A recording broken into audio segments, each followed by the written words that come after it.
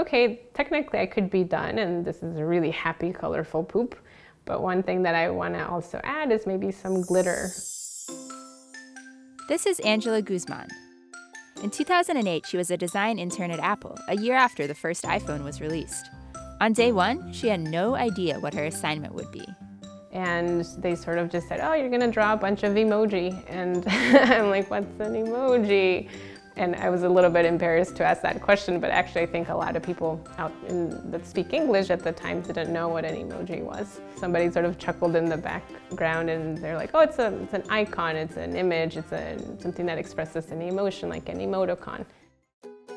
While it may be hard to imagine a world before emoji, in the summer of 2008, only about 13% of Americans even owned a smartphone. When I joined, I did not have an iPhone, I had a flip phone. And I remember my manager saying, get that away from here. Here's an iPhone. Guzman worked closely with her mentor, Raymond Sepulveda, on the illustrations. Raymond's definitely a big shot in the icon world. Together, they ended up designing around 500 of the original emoji. The ones that I've done ones that I really like are the party popper. All the colorful hearts, so the red heart is pretty popular. And then there's some that are not as popular, I would say, but that I still gravitate towards because of the attention to detail, and that's like the gas pump, because it still had real text that indicated how many gallons there were. But the little icons were not initially intended for an American audience, and were not made widely available here until years later. The explanation was we need to provide these emoji, these icons, for the Japanese market. And in the Japanese culture, it was quite common to have an emoji keyboard. But as we all know, like after a couple of years, it went everywhere.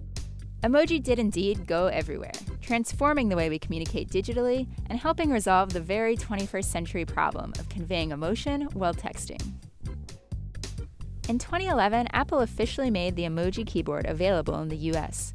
Soon, Guzman started seeing emoji paraphernalia popping up everywhere. I was extremely surprised when I started to see them in what I call the wild. Oxford Dictionary even dubbed this emoji the 2015 Word of the Year, saying it was the word that best reflected the ethos, mood, and preoccupations of 2015. With hundreds of emoji to design, Guzman and Sepulveda figured out some time-saving tricks by reusing the same design for multiple, sometimes unexpected, purposes.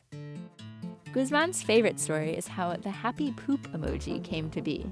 Sepulveda designed that one. He was really inspired by an ice cream swirl. He kind of looked at both of them simultaneously, and he ended up starting with the happy poop first. And then when it was time to draw the ice cream cone, he went on to copy-paste it and change the color, and that was pretty much it. As for why the poop is happy, that will forever remain a mystery. Then there are the emoji that were an absolute headache to design, like the engagement ring, which was Guzman's first. The engagement ring probably took me about 3 days to make, 3 solid days to make, of constantly looking at the screen for 8 hours a day. When it came to like the diamond, for example, I had no idea how to render something that was so shiny and see-through. But when Steve Jobs reviewed the set about halfway through her internship, the response was overwhelmingly positive. As for herself, one of Guzman's personal favorite emoji is this. This, because that's how I feel half of the time, like, what? But clearly, Guzman does know what she's doing. After stints at Apple and Google, she's now the founder and CEO of a digital coaching startup, TG Go.